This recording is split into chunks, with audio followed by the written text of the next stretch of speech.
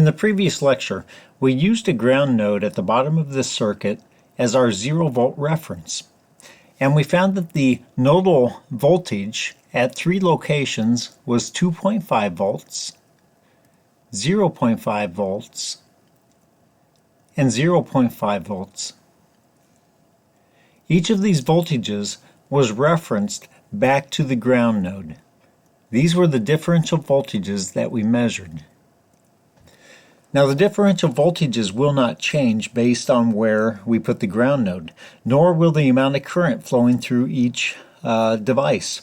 And so if we want the current I that flows through the 100 ohm resistor, we can use the nodal voltages to find that, because the nodal voltages only are one way to encode the differential voltages. So the current flowing through the 100 ohm resistor is the voltage at the beginning of the arrow minus the voltage at the end of the arrow divided by the resistance in between, or 0 amps.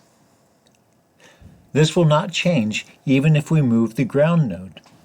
If we slide over to the right and look at the same circuit only with the ground node having been moved, we can find out very quickly that the voltage differential from our previous solution is still 2.5 volts. It's still 0.5 volts and 0.5 volts. And that the current flowing through that 100 ohm resistor is still 0 amps, because the circuit hasn't changed at all. But our ground reference has changed. This is now what we call 0 volts on the top of that 100 ohm resistor rather than the bottom of that right side resistor. And any voltages that we want to define as nodal voltages need to be referenced back to this node. And we want V sub A referenced back to that node. What is this voltage? And we can find this voltage by merely walking through a loop that includes the 100 ohm resistor, the 2-volt source, and then jumping back to the starting node. When we do that, we find that we go up by the voltage across the 100 ohm resistor.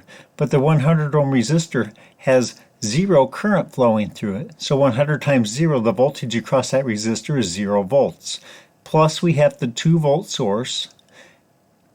And then finally I go back down by V sub A to get back to the ground node. I set that equal to 0, in which case I find that V sub A is equal to 2 volts. The node voltage has changed. It was 2.5 before, but it only changed because our ground reference has changed.